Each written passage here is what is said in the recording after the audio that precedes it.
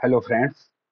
आज हम स्टार्ट करेंगे CGTET 2020 में जो 6 to 8 में साइंस एंड मैथ में जो भी क्वेश्चन आए थे उनको हम सॉल्व करेंगे। हमने इसका जब एनालिसिस किया तो एक खास चीज हमने देखी कि इसमें ना इक्वली वेटेज है biology, chemistry, physics and math का। अब इसमें समस्या क्या है कि हमारे कुछ स्टूडेंट, माताएं, बहनें, भाई बहन, उनका क्या है कि बायोलॉजी और केमिस्ट्री अच्छा है तो फिजिक्स एंड मैथ अच्छा नहीं है। अब हमारी कोशिश ये रहेगी कि जिसका ये अच्छा है उसका हम इसमें इंटरेस्ट करा दें, फिजिक्स और मैथ। जिनका अच्छा है उसको हम बायोलॉजी एंड केमिस्ट्री में इंटरेस्ट करा दें। ऐसा समझा दें कि आप लोग बायोलॉजी में जो क्वेश्चन आए उनको वहां समझ के कर सकें। आइए हम कोशिश करते हैं। और हमारे वीडियो में एक एक सेंटेंस फैक्चुअल इंफॉर्मेशन है, इसलिए उसको ध्यान से सुनते जाइए, लिखते जाइए। जिनकी बायोलॉजी अच्छी है वो थोड़ा सा पेशेंस रखें कि हम क्या समझा रहे हैं, खाली समझाना चाह रहे हैं। आइए स्टार्ट करते हैं। इसमें ये कहा गया है कि किंगडम इन 5 किंगडम क्लासिफिकेशन, हिंदी में क्या बोलेंगे, 5 जगत वर्गीकरण में प्राणी भोजी प्रकार की पोषण विधि निम्न में से किस जगत में पाई जाती है। तो ये जो आपका एनिमल किंगडम है, ये कैरोलस लीनियस नामक कैरोलस लीनियस नामक साइंटिस्ट ने इसको जो है दिया था। इसमें जो है मेन मेन पार्ट क्या क्या उन्होंने कहा था। एक था मोनेरा। मोनेरा जो होता है वो होता है प्रोकैरियोटिक, वो होता है प्रोकैरियोटिक। इसमें जो है आपके जीवा वो पाए जाते हैं, वायरस, और ये जो एक कोशिकीय जीव होते हैं वो लोग इसमें पाए जाते हैं। दूसरा था और एक था प्रोटेस्टा। प्रोटेस्टा वो होता है यूकैरियोटिक, इसके अंदर हम लोग आते हैं। और क्या होता है, एक होता है प्लांटी। प्लांटी मतलब प्लांट, इसका अलग है, मतलब ये अलग है। प्लांटी एनीमिलिया, एनीमिलिया, एनीमिलिया इसमें पाए जाते हैं एनिमल। एक होता है फंगी। तो जो ये आपका अकॉर्डिंग टू आयोग, इसमें जो है इस क्वेश्चन में थोड़ा सा डिस्प्यूट है। जिन लोगों जो लोग बायो के हैं वो अच्छे से समझ रहे होंगे, लेकिन आयोग ने एनीमिलिया को ही आंसर माना हुआ है। तो अगर ये क्वेश्चन रिपीट होता है तो ये एनीमिलिया होगा, वरना इसमें जो है आपका आपका जो है प्रोटेस्टा भी हो सकता है, क्योंकि ये भी यूकैरियोटिक के अंदर आता है। तो हम भी इसका जो है इसका आंसर जो है डी है। अगला क्वेश्चन है 92, जो क्वेश्चन है वो है in which of the following stage of cell division, मतलब कि आपकी जो कोशिका विभाजन होता है उसमें किस अवस्था में, किस अवस्था में आपका सें, सेंट्रोमेयर स्प्लिट, यानी इसमें गुणसूत्र स्प्लिट होते हैं। इसका ये मतलब हुआ कि ये आपका क्रोमोसोम हो गया। ये इंग्लिश आई थिंक गलत लिखी हुई है, तो आइए हम इसको देखते हैं। सबसे इंपॉर्टेंट क्या होता है कि आपको सेल के बारे में थोड़ा सा हम स्टोरी सुनाते हैं, आपको समझ में आएगा। क्योंकि जो लोगों का साइंस मतलब जिनका भी फिजिक्स होता है उनको थोड़ा सा समझने में इशू आता है। तो इसमें होता क्या है आइए समझते हैं। सेल क्या होता है, ये सेल है, इसमें सबसे मेन इंपॉर्टेंट होता है न्यूक्लियस। जैसे हमारे घर के बॉस होते हैं पापा, जो जो बोलते हैं वही वही करते हैं, तो न्यूक्लियस समझ लीजिए कि पापा है। और एक होता है माइट्रोकांडिया, ये क्या करता है, ये आपका एनर्जी का जो है निर्माण करता है। माइट्रोकांडिया जो है वो आपका एनर्जी का निर्माण करता है। इसकी खोज जो है आल्ट मैन ने किया था, ये भी आ सकता है। एक विस्तृत हम इसका समझाएंगे, अभी आप लोग समझ लीजिए। इसमें क्रेब्स साइकिल बनती है, चलती है, 38 एटीपी का निर्माण होता है, एनर्जी का इसमें मतलब निर्माण होता है। तो अब ये एनर्जी को तो इसने बना लिया, तो ये न्यूक्लियस से पूछता है कि हमने एनर्जी तो बना दिया, अब आगे क्या करना है। तो एक होता है गाल्जी बॉडी, और सारी टर्मिनोलॉजी आप लोग इंग्लिश में ही याद रखिए। देखिए, हिंदी जो लोग पढ़े होंगे तो देखिए, एनीमिलिया का एनीमिलिया ही लिख दिया, प्रोटेस्टा का तो प्रोटेस्ट, तो आप लोग इंग्लिश में ही याद। गाल्जी बॉडी क्या होता है, ये ट्रांसपोर्टर का काम करता है, एनर्जी को एक जगह से दूसरे जगह पे ले जाने का काम करता है। मान लीजिए इसके पास क्या होता है, ट्रांसपोर्ट करता है, ये समझ लीजिए, ये पूरे सेल का ट्रांसपोर्टर होता है। जैसे हमारे घर का निर्माण ईंट से होता है, ऐसे ही बॉडी और जब मकान बनता है, आप ये समझिए ये है हमारा घर, ये है ईंट। तो इसी प्रकार जो ईंट है वो है सेल, और ये जो मकान है ये है हमारी बॉडी। यही आप समझिए, इसी बात को समझिए, समझ में आएगा। अब एक बॉडी के लिए हर चीजें जो जो रिक्वायरमेंट है वो हो रहा है। एनर्जी रिक्वायर्ड है, वो बन गया माइटोकॉन्ड्रिया से। एनर्जी हर जगह, अब जैसे मैं पढ़ा रहा हूं, तो हमारे को सबसे ज्यादा एनर्जी कहाँ लग रही होगी, उंगलियों में लग रही होगी, जीभ में लग रही होगी। तो ये न्यूक्लियस जो है गाल्जी बॉडी को आदेश देगा कि यहाँ से एनर्जी लेके वहां जाओ, तो ये ट्रांसपोर्टर का काम करता है। एक होता है वैक्यूल्स। वैक्यूल्स क्या होता है, वैक्यूल्स ये क्या होता है, ये पानी को स्टोर रखता है। तो आपको पता है कि पेड़ों में ज्यादा लगता है, तो वैक्यूल्स की जो लंबाई होती है वो प्लांट में ज्यादा में बड़ी होती है, और जो अपनी जो बॉडी होती है उसमें छोटी होती है। अब मेन चीज आता है सेंट्रोसोम, ये मिस्त्री है, ये निर्माण करता है, नई नई कोशिकाओं का निर्माण करता है। जैसे आपकी कोई कोशिका खराब हो गई, अब उसका निर्माण करता है, तो यही जो है सेंट्रोसोम ही निर्माण करता है, किसके आदेश पे, न्यूक्लियस के आदेश पे। जैसे, और इन सारी कोशिकाओं को जो है तान के कौन रखता है, जैसे हड्डी हमारे शरीर में पूरी कोशिकाओं को तान के एकदम रखती है, तो ऐसे होता है ऐसे होता है ई आर, इसका नाम होता है इंडोप्लाज्मिक रेटिकुलम, इसका नाम होता है इंडोप्लाज्मिक रेटिकुलम। ये ई आर के नाम से होता है, ये हड्डी मतलब ये पूरी कोशिकाओं को तान के रखता है। अब देखिए इतना सारा सिस्टम है, तो इतने सारे सिस्टम को कंट्रोल करने के लिए लाइसोसोम जो है वो पुलिस का काम करता है, कि ये मतलब ये जो है ये ये ये ये ये न्यूक्लियस ये बताता है कि कौन सा, नहीं ये जो है जज का काम करता है, ये जो है दंड देता है। ये क्या करता है, अगर कोई भी इनमें से काम नहीं करता है तो ये लाइसोसोम को आदेश देता है, जाओ इसको मार दो, और ये जा करके लाइसोसोम जो है ये मार देता है। लाइसोसोम को इसीलिए लाइसोसोम को आत्महत्या की थैली कहते हैं। इसके अंदर हाइड्रोलाइटिक एंजाइम होता है, जो ये एंजाइम बहुत ही पावरफुल होता है। ठीक है, तो ये मार देता है। जैसे एक एग्जांपल आप समझिए, आप स्कूटी से जा रहे हैं, बाइक से जा रहे हैं, कभी कभी एक्सीडेंट होता है तो बॉडी का कुछ हिस्सा काला पड़ जाता है, तो उस बॉडी को, उस काले हिस्सों को हटाने का काम क्या कौन करता है, लाइसोसोम करता है।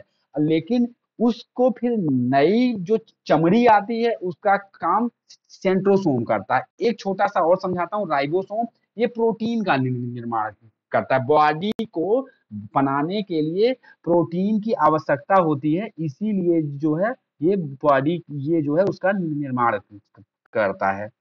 ठीक है, तो ये आपका ये थोड़ा सा एक सिस्टम था जो हमने समझाने की कोशिश किया आप लोगों को, ये आपका एक सिस्टम था। 1 मिनट। हाँ, तो ये एक आपका सिस्टम था, जो हमने आपको समझाने की कोशिश किया। अब आप देखिए, अब आप इसमें आ जाइए। In the following step of cell division. अब देखिए, ये एक सेल है। दो स- अगर दो सेल का डिवीजन हो रहा है, और ये जो घटना की बात कर रहा है, ये बात कर रहा है आपका, ये जो आपके घटना की बात कर रहा है, ये आपका बात कर रहा है आपका,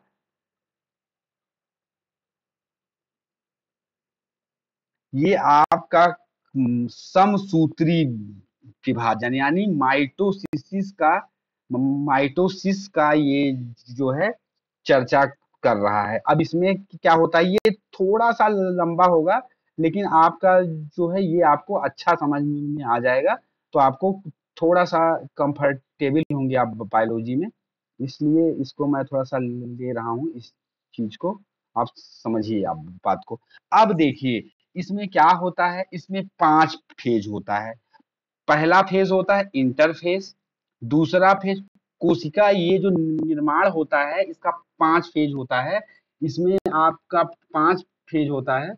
5 फेज होता है, वो क्या क्या होता है। एक होता है इंटरफेज। इंटरफेज में क्या होता है, इसमें ये सबसे बड़ी अवस्था होती है, इसमें डीएनए का निर्माण हो जाता है।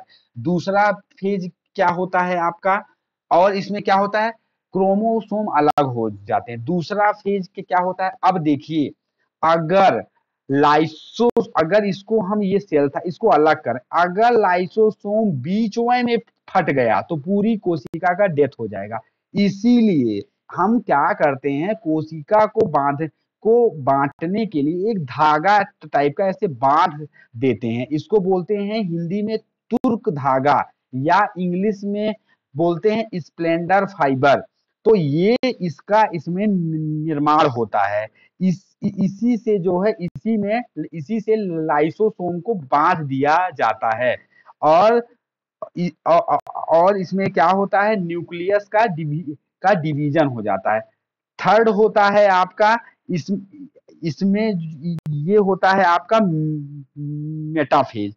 इसमें क्या होता है, इसमें स्प्लेंडर फाइबर का ये जो धागा है, इसका निर्माण पूरा हो जाता है। और अगर आपको अध्ययन करना है, एक क्वेश्चन आता है, अध्ययन की सुविधा के लिए सबसे अच्छा फेज कौन सा है, तो वो बीच का फेज है, तो वो हो गया मेटाफेज। अब तीसरा और चौथा आता है एनाफेज। अब क्या हो गया, ये धागे का निर्माण पूरा हो गया, लाइसोसोम बध गया। अब इसमें जो है क्रोमोसोम जो है ध्रुवों यहाँ पे आ जाता है, क्रोमोसोम यहाँ पे आ जाता है। और आखिरी फेज होता है टेल, और इसी फेज में क्रोमोसोम जो है अलग हो जाता है। ये हो गया एनाफेज। और आखिरी होता है टेलोफेज। ये सबसे आखिरी फेज होता है। ये भी क्वेश्चन पूछता है कि आखिरी फेज कौन सा हुआ, तो ये हुआ आपका टेलोफेज। ये थोड़ा सा लंबा था, लेकिन हमने आपको सेल और डिवीजन समझा दिया। और एक होता है ये हो गया समसूत्री विभाजन। अगर पूछता है मियोसिस, यानी जो है अर्धसूत्री विभाजन, मियोसिस, ये किसमें होता है, तो ये होता है स्पर्म और जो है ओवम में होता है। और एक होता है एटीमोसिस, ये होता है आसूत्री विभाजन। ये किसमें होता है, ये वायरस जीवाणु जो एक कोष की जीव होते हैं उसमें होता है। तो हमने आपको ये समझा दिया। और ये जो हम लोग ये पढ़ रहे हैं, ये जो है आपको काफी कुछ समझ में आया होगा। अगला क्वेश्चन आइए देखते हैं। अगला है आपका 93। Which among the following Which among the following form the first tropical label in the ecosystem? आप जानिए, पहला जो फेज, जो पहला होता है आपका, उसमें आपका ये भी आता है, ग्रास भी आता है, ट्री भी आता है। तो ये आलाब टाइप होगा। अगर नहीं होगा तो हम इसका एक छोटा सा वीडियो डाल देंगे। अगर आपको जिसको समझ में और नहीं आया होगा वो कमेंट में लिख देगा कि सर इस टॉपिक का आप जो है अलग से वीडियो डाल दीजिए, तो हम उसको डाल देंगे। अगला है आपका अगला है आपका कि निम्न में से कौन मनुष्य में एक विषाणु रोग, वायरल डिजीज। अब देखिए इंग्लिश से आपको जल्दी समझ में आ जाएगा। तो वायरल डिजीज क्या होता है? वायरल डिजीज होता है कॉमन कोल्ड, इसीलिए जुकाम एक को होता है फैमिली में तो सबको होने लगता है। अब देखिए अगला क्वेश्चन 95 क्या बोलता है? एडीज मच्छर निम्न में से किस रोग का वाहक है? तो एडीज मच्छर जो है आपका, एडीज मच्छर आपका किसका वाहक है? तो ये जो है डेंगू का वाहक है, ये डेंगू का वाहक है। ये क्या होता है? एडीज मच्छर जो होता है वो वो जो है वायरस से होता है। इसको हड्डी तोड़ बुखार भी कहा जाता है। तो क्वेश्चन ये भी बन सकता है कि हड्डी तोड़ बुखार क्या है? तो वो होता है डेंगू। और ये किससे फैलता है? एडीज। अब ऑप्शन में मलेरिया दिया हुआ है तो इसके भी बारे में थोड़ा सा बात करूंगा। मलेरिया जो है प्रोटोजोआ से के कारण फैलता है। इसमें प्लाज्मोडियम नामक प्रोटोजोआ होता है और यह जो है स्पायरोजाइट स्टेज में होता है, ठीक है। और ये प्रोटोजोआ को मादा एनीफ्लीज मच्छर अपने साथ ले करके जो है चलती है। तो यहाँ पे क्या होगा? वो होगा मादा एनीफ्लीज। अगर एडीज मस्किटो आया तो वहां पे होगा डेंगू। तो आपको काफी कुछ जो है बायोलॉजी का एरिया, जिन लोगों का बायो अच्छा है उन्होंने बहुत ही पेशेंस से सुना, उसके लिए थैंक यू। और अब हम आते हैं थोड़ा सा अगला है मैथ का एरिया। तो इसमें आइए हम देखते हैं, एक मिनट, आइए इसको हम लोग देखते हैं। अब जिन्होंने बायो जिनकी अच्छी थी उन्होंने ध्यान से सुना। अब जिनकी मैथ अच्छी है वो ध्यान से सुने, मतलब थोड़ा सा पेशेंस रखें क्योंकि हम ऐसा लेके चल रहे हैं कि उनको भी समझ में आए। तो देखिए ये बोलता है दो ठो भैया बिंदु है, पी है और क्यू है, ठीक है भैया। एक है -2, एक है 5, एक है 3, एक है 1। तो भैया ये है एक्स, ये है वाई, ये है एक्स, ये है वाई। अब पूछता है मिड क्या है? तो मतलब आधा आधा। तो किसका आधा आधा? इसका और इसका जोड़ दीजिए, उसका आधा कर दीजिए, मतलब 3-2/2। तो 3 में से 2 गया, 1 आया, 1/2। और जैसे ही आपको एक ऑप्शन दिख जाए तुरंत टिक कर दीजिए, वहां ज्यादा होशियारी नहीं। एक ऑप्शन आया। अब कुछ लोग बोल रहे हैं अगला बताइए। तो y के लिए क्या होगा? 5 और 1 को जोड़ दीजिए, 5 + 1/2, 6, 6/2 = 3 हो गया, ठीक है। अगला क्वेश्चन आते हैं, बहुत ही अच्छा क्वेश्चन है ये आपका 97 क्वेश्चन। 97 क्वेश्चन ये है, एक मिनट। 97 क्वेश्चन आपका बोलता है कि एक ट्रायंगल है, ये एक ये एक जो है 97 जो है ये एक ट्रायंगल है।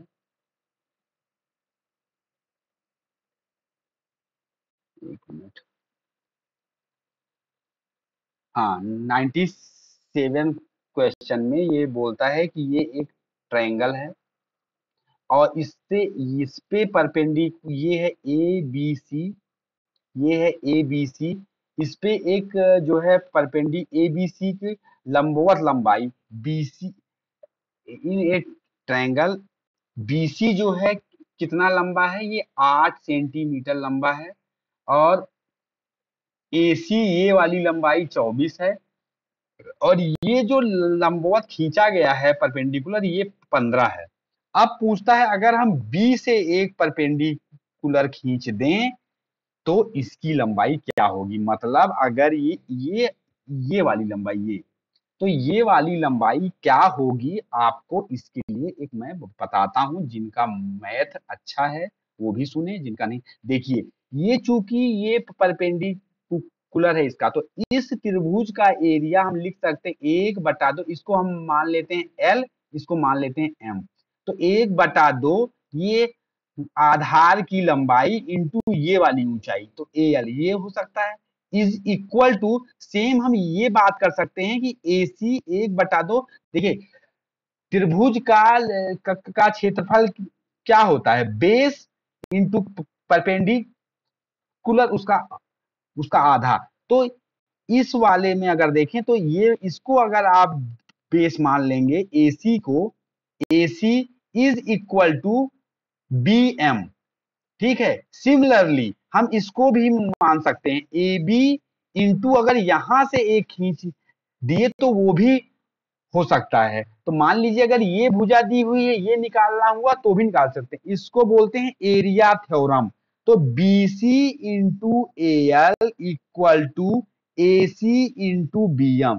जैसे ही ये क्वेश्चन आ जाए इसको समझ लीजिए चुपचाप, 8 गुड़े उसकी लंबाई क्या दी हुई है 15, ऐसे लिखिए चुपचाप। ये दिया हुआ है AC, दिया हुआ है 24। अब इससे इसके परपेंडिकुलर का पूछ रहा है, तो इससे इसके परपेंडिकुलर का पूछ रहा है, तो कोई बात नहीं, 8 3 24 और 3 पचहियम 15, चुपचाप टिक करिए।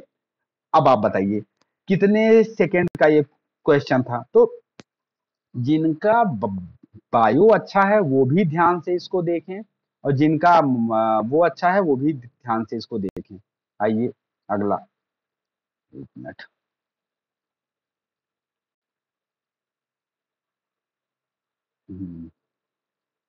आ जाते हैं क्वेश्चन नंबर 98 पे।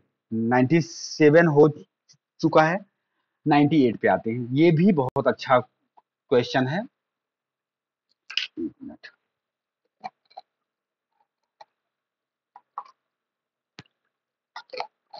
अब देखिए, ये पूछता है ये पूछता है आपका कि BDC क्या है, ये वाला कोण की क्या वैल्यू है, ये पूछ रहा है। तो हम आपको एक चीज हम बता रहे हैं, अगर आप ये वाली ऐसे सीधा खींच दीजिए लाइन, ये वाली ऐसे, हम हल्का सा टेढ़ा खींच पा रहे हैं, तो ये देखिए आपने पढ़ा होगा, ये वाला आर्क, ये इसको हम ऐसे घेर दे रहे हैं, ये एक थ्योरम है, इसको समझ लीजिए।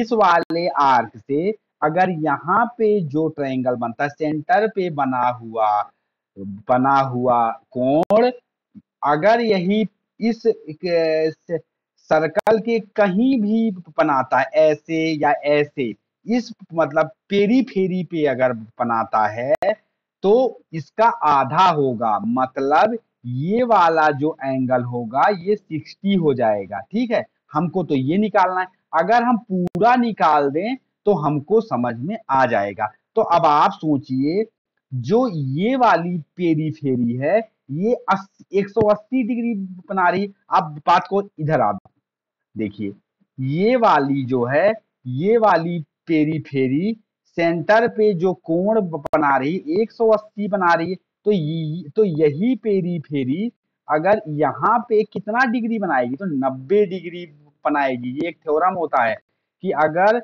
पूरा जो आपका आपका इसको बोलते हैं व्यास, या हाँ, ये जो आपका, हाँ, रेडियस का जो मतलब डायमीटर अगर किसी उस पे एंगल बनाती है तो वो 90 होता है, तो पूरा 90 है, ये 60 है, तो ये कितना हुआ, ये 30 हुआ, तो 99 का होगा C। आपको बहुत अच्छे से समझ में आ गया होगा। देखिए एक बार और बता देता हूँ, इसको खींच दीजिए तो इससे मिला दीजिए, ये 120 था तो ये वाला हो गया 60। अब आप सोचिए, ये वाला, ये ये वाला ये वाला पूरे सेंटर पे 180 डिग्री बना रहा, तो यही वाला इस पे क्या बनाएगा 90, तो ये 60 है, ये टोटल 90 है तो 90 में से 60 घट गया तो हो गया 30, आ गया होगा समझ में। अगर सही लग रहा हो तो कमेंट करें कि बहुत अच्छा लग रहा है वीडियो में, तो जो आगे के लोग हैं वो भी इस वीडियो को थोड़ा सा ध्यान से देखेंगे। पैरेललोग्राम, पैरेललोग्राम क्या होता है? समांतर चतुर्भुज। पैरेललोग्राम क्या होता है? जो आपका रेक्टेंगल होता है या जो है जो है आयत होता है, वो क्या होता है? वो ऐसा होता है, मतलब 90 होता है। इसमें 90 नहीं होता है, यही खास बात होती है। और इसकी एक खास बात ये है कि जो ये एंगल होगा वो इक्वल टू ये एंगल होगा, मतलब Z-15 इक्वल टू वाई। ठीक है, जेड और एक्स इक्वल टू 2Z। ठीक है, एक्स इक्वल टू 2Z। अब आप ना ऑप्शन चेक कर लीजिए, जेड इक्वल टू 2Z कहाँ पे हो रहा है? तो 65, क्या 65 यहाँ पे रखने पे क्या एक्स 130 आ रहा है? हाँ आ रहा है। अगला चेक कर लीजिए, अगला है आपका अगला कंडीशन क्या है? ये अगर x जो है 130 है और y आपका ये है, एक मिनट, z अगर आपका ये 65 है और ये 15 है तो y कितना जो है आना चाहिए? तो 50 आना चाहिए। बाकी इसमें अगर आप रखेंगे, ठीक है, तो ये हुआ, ये ऑप्शन सेटिस्फाई हो रहा है। अगर हम इसमें देखें, अगर इसमें ऑप्शन सेटिस्फाई कराएं कि z इक्वल टू 60 तो x इक्वल टू 2Z, हाँ हो रहा है 120। अब हम y के लिए निकालते हैं, y में से क्या है? z मतलब 60 है, अगर हम 15 करते हैं तो आएगा क्या? आएगा 45, जो कि नहीं आ रहा है, मतलब ये ऑप्शन गलत है। तो यही ऑप्शन से, तो क्या होता है इसमें, ऑप्शन चेकिंग से भी आप लोग जाइए, है ना, तो आपको तुरंत समझ भी आएगा। तो ऑप्शन ए हो गया इसका। एक मिनट, एक मिनट, अगला क्वेश्चन है, एक मिनट, एक मिनट, सीट सीट यार।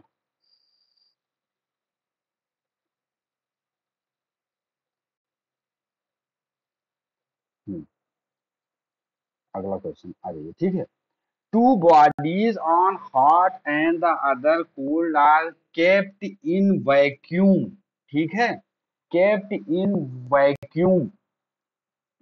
अब ये वैक्यूम समझ करके, जहां पे हवा ना होता, what will happen to the temperature the hot body after some body.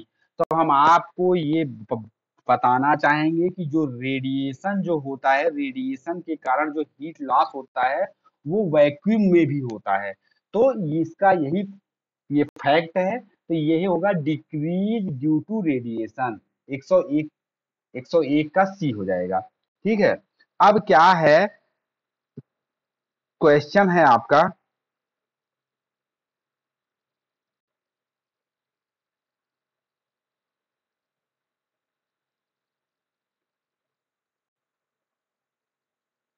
आपका क्वेश्चन है ये 102वां क्वेश्चन। आइए एक मिनट, ये है आपका 102 क्वेश्चन। इसमें क्या बोल रहा है 102 में? टू ब्लॉक्स आइस, दो दो आइस के आपके बॉक्स हैं, उसको प्रेस करके ज्वाइंट करके रखा गया है। ठीक है, तो इसमें क्या होगा, जब हम इसको प्रेस करेंगे तो ये क्या होगा, ये प्रेशराइज होगा, ये इसको दबाएगा, ये इसको दबाएगा।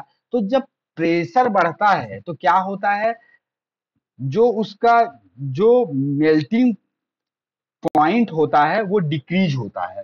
ये है ना, ये भी एक फैक्चुअल इंफॉर्मेशन है। प्रेशर जब कम होता है तो जो मेल्टिंग पॉइंट है ना वो डिक्रीज होता है। तो इसमें ऑप्शन सी होगा। The number of of images of into two parallel mirror. अब देखिए, पैरेलल अगर दो मिरर है, एक एक इसका फार्मूला होता है, ये मैं लिखवा दूंगा, एंगल का शायद थीटा बाई ऐसे कुछ होता है, वो मैं लिखवा दूंगा। लेकिन अगर आपका पैरेलल दो इमेज रखा है तो इन्फिनिटी आपका डायग्राम बनेगा। ये सिंपल सा आप लोग याद किए होंगे, तो ये होगा। अब आते हैं क्वेश्चन नंबर 104। इसमें बोल रहा है कि एक उत्तल लेंस है या एक जो है कॉन्वेक्स लेंस है। ये क्या है? कॉन्वेक्स लेंस है। इसमें क्या होता है, इसमें एक होता है फोकस। अब इस फोकस के से कितना दूर, इस इसके बीच की दूरी की क्या होती है? एफ होती है।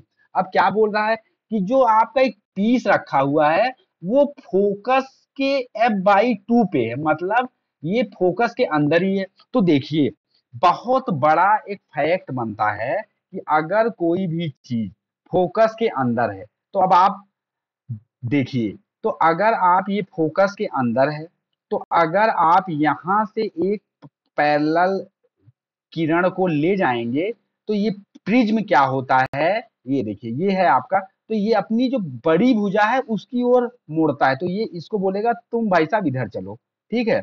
और दूसरे को हम लोग क्या है, सेंटर से गुजारेंगे, तो सेंटर जो है ये ऐसा निकलेगा, ये दोनों ना पैरेलल निकलेगा। तो अब इसको अगर हम लोग पीछे की ओर मिलाएंगे तो पीछे जाके मिलेगा, और ये क्या होगा, सीधा होगा और आभासी होगा। ये देखिए, हमने समझा दिया।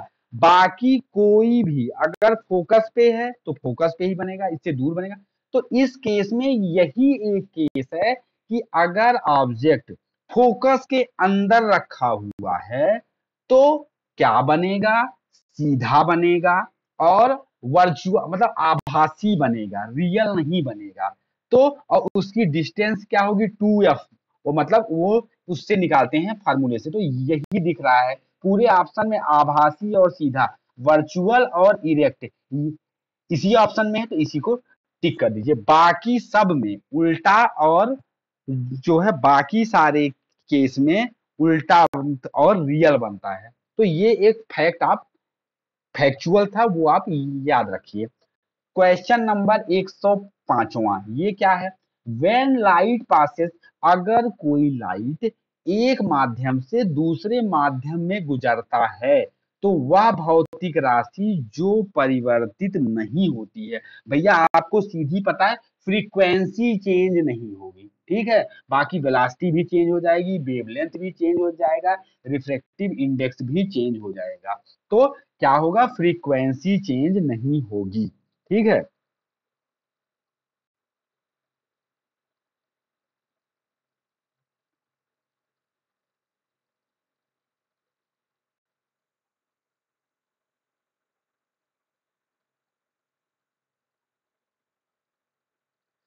एक मिनट।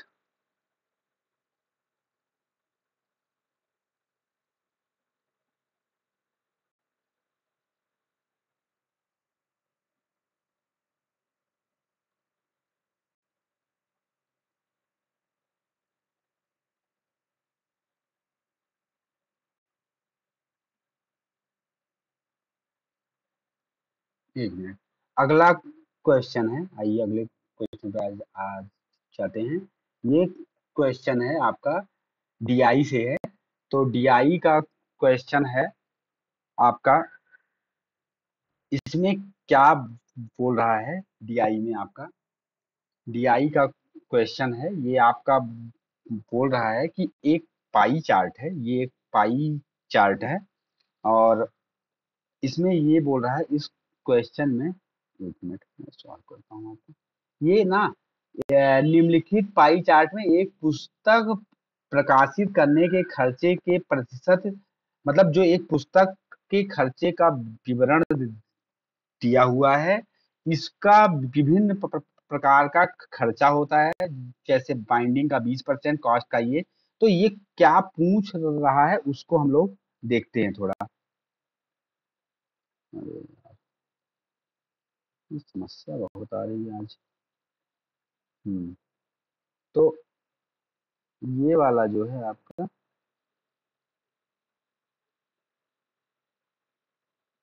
हाँ, ये क्या बोल रहा है?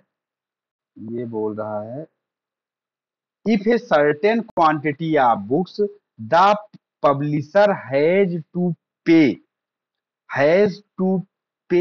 uh, टू पे इतना रुपए प्रिंटिंग कॉस्ट, ये बोल रहा है प्रिंटिंग कॉस्ट का 30,600 रुपए लग रहा है। कितना लग रहा है? 30,600 रुपए लग रहा है, 30,600 रुपए लग रहा है। तो अगर आप ये उसमें देखेंगे ना, ये देखिए आपको हम दिखाते हैं, अगर आप उसमें देखेंगे तो ये जो आपका अ, ये जो प्रिंटिंग कॉस्ट है, आजा भाई,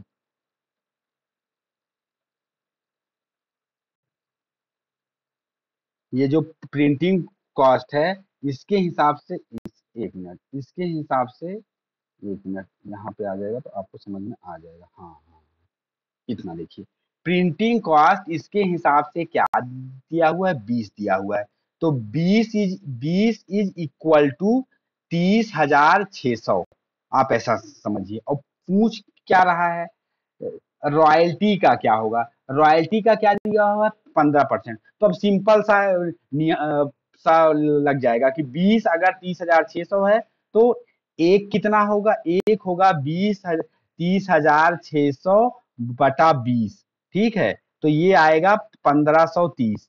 अब पूछ अब क्या होगा? रॉयल्टी है आपका, रॉयल्टी है 15, तो 15 क्या होगा? 15 30 गुणे 15, ये अगर आप पूरा करेंगे तो आएगा 22,950। तो आया समझ में? पाई चार्ट जब भी आपको सॉल्व करना हो तो इसमें देखिए कि क्या दिया है। जैसे इसमें दिया है प्रिंटिंग कॉस्ट, तो ये आप इसके इक्वल कर लीजिए। पूछ क्या रहा है? रॉयल्टी पूछ रहा है, तो रॉयल्टी से उसको निकाल लीजिए, तो इसमें ऑप्शन हो जाएगा सी। ठीक है, अगला क्या पूछ रहा है? अगला जो है इसका,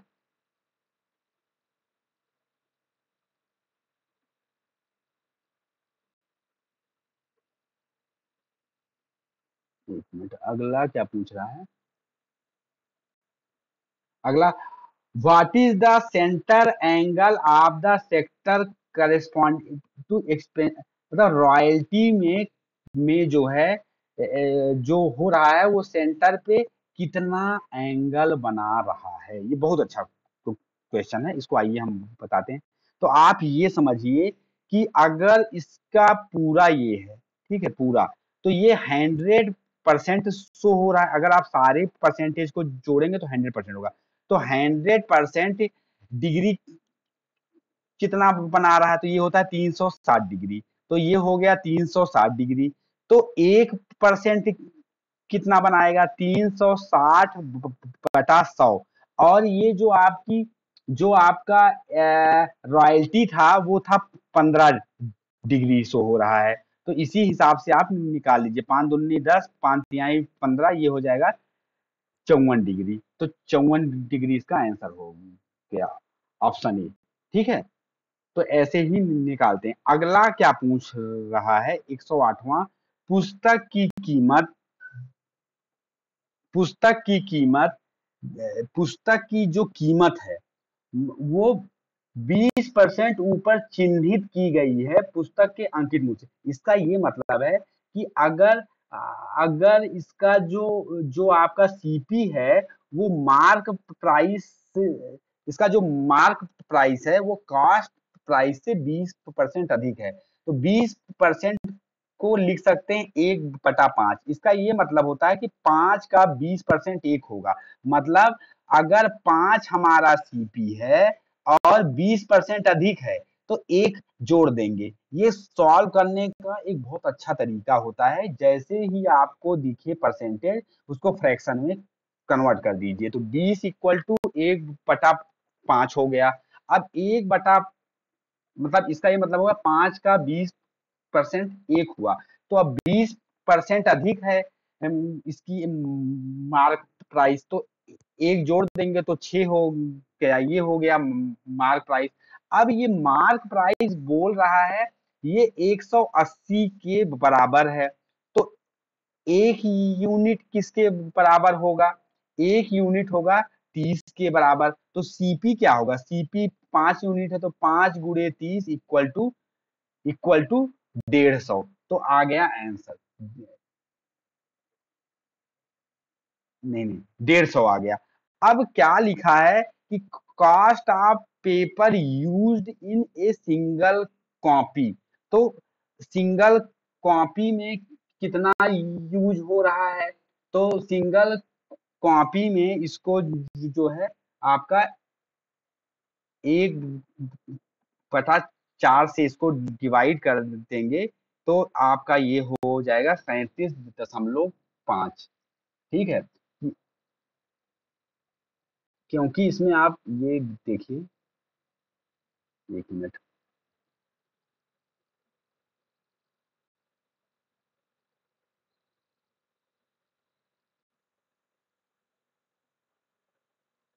क्योंकि आप इसमें ये देखिए, इस क्वेश्चन में ये बोल रहा है कि जो है 4 कॉपी बना रहा है, ये देखिए, तो इसीलिए हम इसको 4 से डिवाइड करेंगे। सॉरी, ये आप देखिए। अ,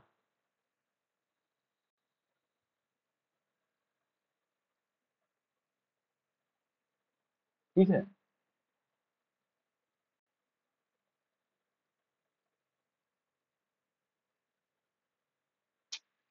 आज कुछ टेक्निकल प्रॉब्लम हो जा रही है इसमें। हाँ, तो ये वाला हो गया क्वेश्चन। ठीक है, अगला है, अगला क्वेश्चन है आपका। 1 मिनट का मैं ब्रेक ले रहा हूँ।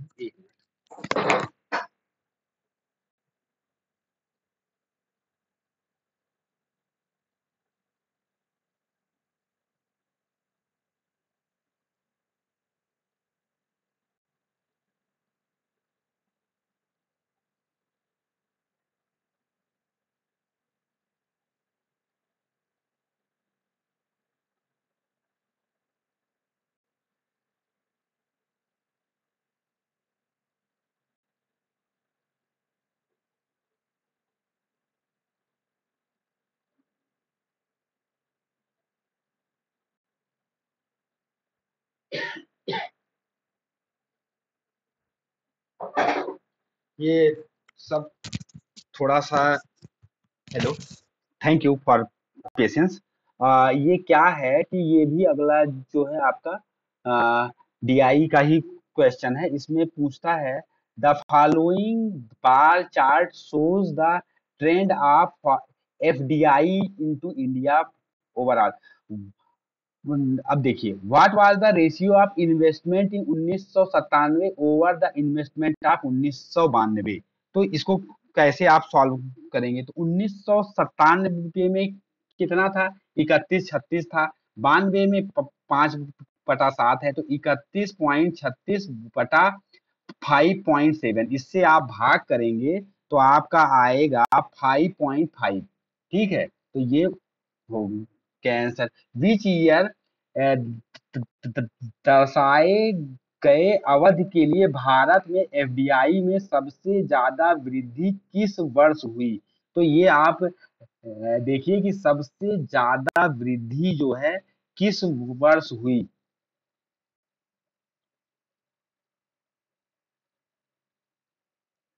तो इसमें आप देखेंगे कि सीधे जो है 10 से 24 हुआ है।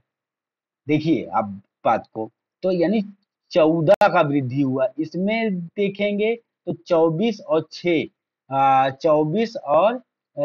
होता है 30 से लगभग 7, तो इसी में ही हुआ है आपका। तो ऑप्शन डी हो जाएगा। तो इसलिए हम ये सब दिखा रहे हैं कि डीआई के क्वेश्चन दिखते भले हैं बड़े बड़े, बट होता सिंपल है। इसलिए इन क्वेश्चनों से आप डरिएगा मत। अगला है, इन जनरल, मतलब in in an alternating current circuit, प्रत्यावर्ती धारा परिपथ में समानता क्या होता है? तो इसमें क्या होता है? समानता आपको पता होगा जो लोग बायो से होंगे या साइंस से होंगे, उसमें क्या होता है कि ये इस टाइप का इसमें होता है, ठीक है। तो जितना प्लस उतना माइनस, जितना प्लस उतना तो क्या होता है इसमें, average value of the current is zero हो जाता है, ठीक है।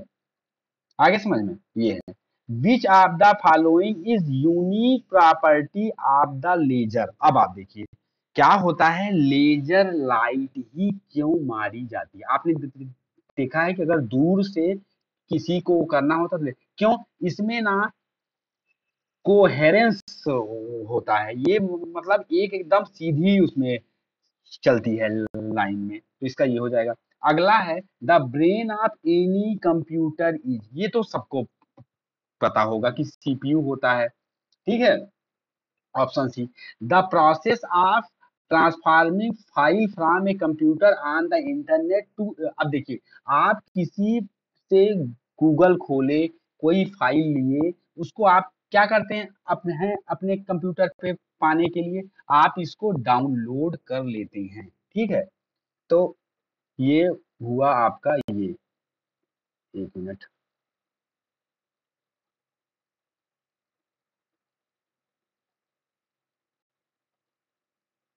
हम्म, अब अगला क्वेश्चन एक है, द डिफरेंस ऑफ, ये 115 है, वो केमिस्ट्री का क्वेश्चन है, उसको हम सॉल्व करेंगे। अभी उस पे हम एक अच्छा सा वो कर रहे हैं, हम आपको सॉल्व करवा देंगे उसको। ये आइए देख लेते हैं डिफरेंस ऑफ, देखिए सिंपल इंटरेस्ट और कंपाउंड इंटरेस्ट जैसे आए आप हमारे तरीके से आप सॉल्व करिए। इसमें क्या होता है, इसका तरीका ये है, जैसे ही 5% दिखे उसका फ्रैक्शन में आप कन्वर्ट कर लीजिए। तो फ्रैक्शन में करने के लिए क्या होता है, 5/100 मतलब 1/20 हो गया। अब देखिए कितना साल दिया हुआ है, तो 2 साल। तो जो नीचे दिया हुआ है ना, इसी को 2 बार लिख लीजिए, 20 × 20। यही जो एक डिब्बे में इसको बंद कर लीजिए, ये होता है प्रिंसिपल। मैं जो तरीका बता रहा हूं कंपाउंड इंटरेस्ट, आप ऐसे ही सॉल्व करिएगा। अब देखिए मान लीजिए ये प्रिंसिपल है और 1 साल के लिए आपको इसका इंटरेस्ट निकालना है। तो 1 साल का रेट क्या है, 1/20। तो अगर आप निकालना होगा तो कैसे निकालेंगे, निकालने के लिए आप लोग क्या करेंगे, मूलधन, मूलधन है 20 × 20, मूलधन गुणे दर। तो दर है 1/20 मतलब 5 हो गया। आप जो ऐसे सोचिए, ठीक है। तो अगर ये इससे, इसीलिए हमने 20 × 20 माना था कि ये आपस में कट जाएगा इजीली। तो कट करके 1 साल का इंटरेस्ट आ जाएगा 20, दूसरे साल का सिंपल इंटरेस्ट इसी प्रकार से 1/20 जो है आ जाएगा 20। लेकिन अब यहाँ कंपाउंड इंटरेस्ट में क्या होता है कि जब आप यहाँ पे इंटरेस्ट निकाल रहे हैं तो पीछे में कुछ भी नहीं है, तो उसका इंटरेस्ट नहीं मांगा जाता है। लेकिन जब आप दूसरे साल में आके खड़े हैं, जब आप दूसरे साल में खड़े हैं, तो ये बेईमान लोग जो होते हैं वो कंपाउंड इंटरेस्ट बोलते बोलते हैं भाई साहब जो पहले साल का इंटरेस्ट है हमको उस पे भी इंटरेस्ट चाहिए। लेकिन दोस्ती यारी में कंपाउंड इंटरेस्ट नहीं चलता है, ये चलता है पनिया उनिया के यहाँ। तो क्या होता है, जब आप यहाँ पे खड़े हैं तो जो पीछे में अमाउंट दिख रहा है उसका भी लीजिए उसी हिसाब से। तो 20 का 1/20 लेंगे तो ये आएगा 1 यूनिट, ठीक है। अब यही जो डिफरेंस है वही सिंपल इंटरेस्ट में डिफरेंस पैदा कर रहा है। अगर 20 + 20 जोड़ा जाए तो 40 रुपए, जो जो 40 यूनिट होगा वो सिंपल इंटरेस्ट हुआ। लेकिन अगर इस एक को जोड़ दिया जाए तो वो कंपाउंड इंटरेस्ट हो गया, मतलब कंपाउंड इंटरेस्ट एक हो गया। तो ये जो एक निकल के आ रहा है वही आपका अंतर है। अब देखिए, अब आप क्वेश्चन में क्या बोल रहा है, 5% वार्षिक ब्याज की दर से 2 वर्ष बाद साधारण ब्याज एवं चक्रवृद्धि ब्याज का अंतर 200 रुपए, मतलब ये 1 यूनिट वो दिया है कि 200 रुपए के बराबर है।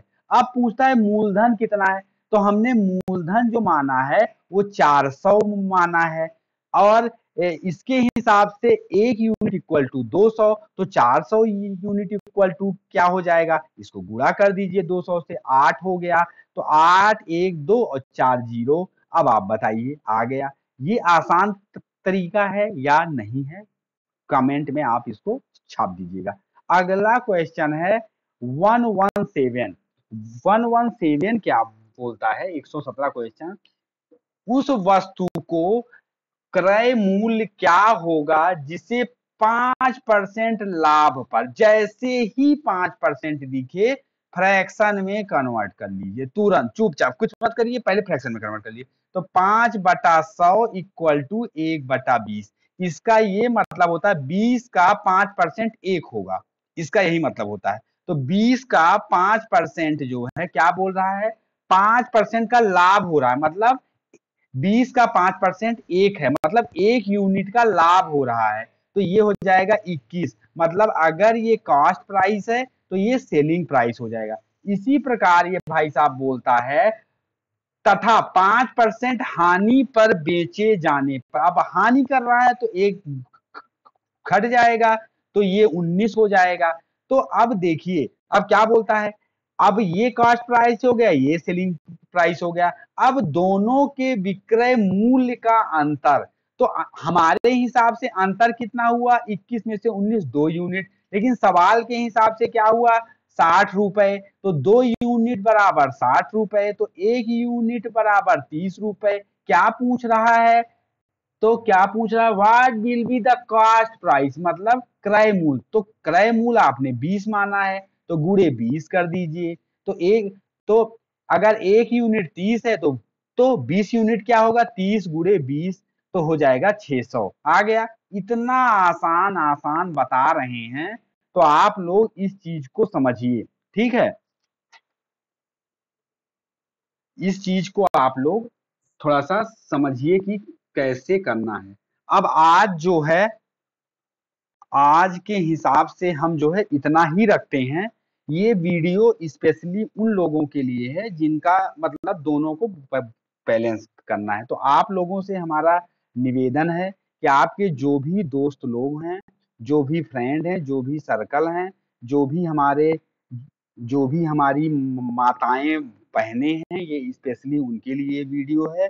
इसको ज्यादा से ज्यादा शेयर, लाइक और आप लोग सब्सक्राइब करिए। सीधा सीधा लोग देख करके छोड़ देते हैं, हमको लगा कि आप लोग अपने आप से करेंगे, लेकिन आप लोग ऐसा नहीं कर रहे हैं। ओके, मिलते हैं नेक्स्ट क्लास में। जय हिंद, जय छत्तीसगढ़, जय भारत।